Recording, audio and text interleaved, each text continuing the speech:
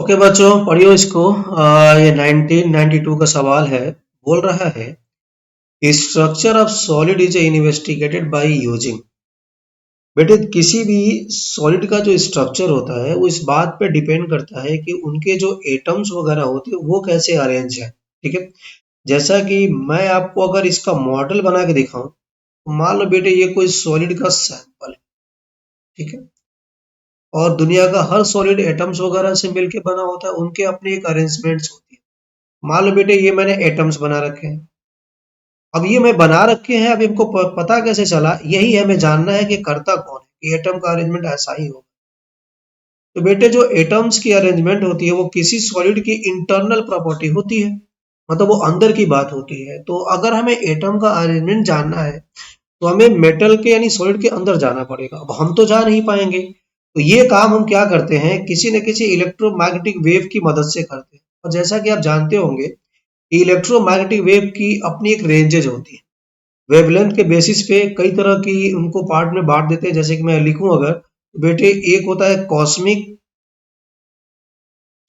फिर होती है गामा, फिर होती है एक्सरे, फिर होती है यूवी, फिर होती है बेटे विजिबल, फिर इंफ्रा, फिर माइक्रो, इस तरह के, और रेडियो। इस तरह का बेटे वेवलेंथ का अरेंजमेंट होता है। इधर जाओगे तो वेवलेंथ बढ़ेगी, फ्रीक्वेंसी घटेगी यानी एनर्जी कम होगी, यानी इधर वालों की बेटे ना एनर्जी सबसे ज्यादा होगी। अब मैं ये क्यों बता रहा हूं, ठीक है। तो देखिए, अगर सॉलिड के अंदर जाना है बेटे ना, तो जो वेव जाएगी उसके पास पर्टिकुलर अमाउंट ऑफ एनर्जी होनी चाहिए, मतलब वेवलेंथ उसकी कम होनी चाहिए, फ्रीक्वेंसी ज्यादा होनी चाहिए। तो ज्यादा बेटर होगा कि कॉस्मिक गामा में से कोई यूज किया जाए या एक्सरे में से कोई यूज किया जाए। ठीक है। इंफ्रा की तो बहुत ही कम एनर्जी होगी, ये तो वैसे ही बेकार है। क्योंकि बेटे सॉलिड के अंदर जब तक नहीं जाएगी वेव तब तक वो वास्तव में क्या अरेंजमेंट है नहीं पता लगा। ठीक है। और यहाँ पे जो प्रिंसिपल होता है बेटे, वो डिफ्रैक्शन का प्रिंसिपल होता है। और डिफ्रैक्शन के लिए जरूरी क्या होती है, और सवाल को डीप में नहीं जाएंगे। डिफ्रैक्शन का कंडीशन होता है बेटे,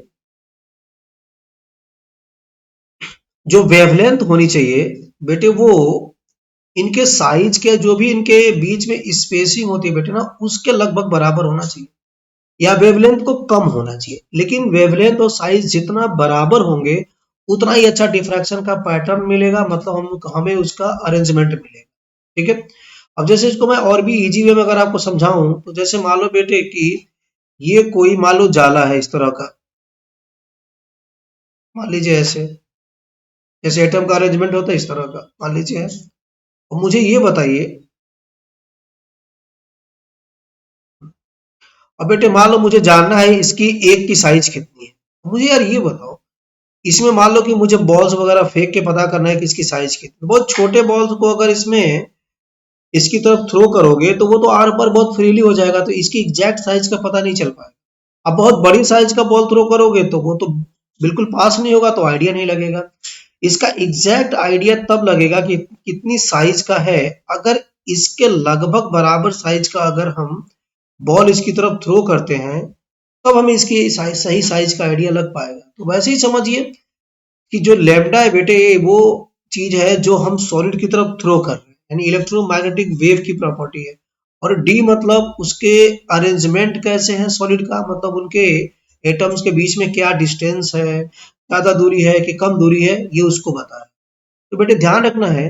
और मोस्ट ऑफ द सॉलिड होते हैं बेटे, उनके बीच में जो इंटर एटॉमिक स्पेस होती है वो एक्सरे से मैच करती है। तो यही सबसे अच्छा डाइफ्रैक्शन का पैटर्न बनाएगा, नहीं सबसे अच्छी साइज का आइडिया यही देगा। अब कई लोग दिमाग लगाते हैं ये कि सर लेमडा और कम कर दें एनर्जी और ज्यादा हो जाएगी तो और अच्छा पैटर्न मिलेगा। नहीं बेटे, एग्जैक्ट पैटर्न के लिए यानी अच्छा पैटर्न के लिए हमें क्या चाहिए कि एग्जैक्ट जो वेवलेंथ होनी चाहिए वो साइज के बराबर। और ये सबसे अच्छा शो करता है एक्सरे, यानी इसीलिए आंसर कौन सा हो जाएगा, बी पार्ट। बेटे इसका यूज भी तो हम लोग करते हैं ना, बोन वगैरह में डिफेक्ट होता है वहां भी करते हैं। ठीक है। चलिए।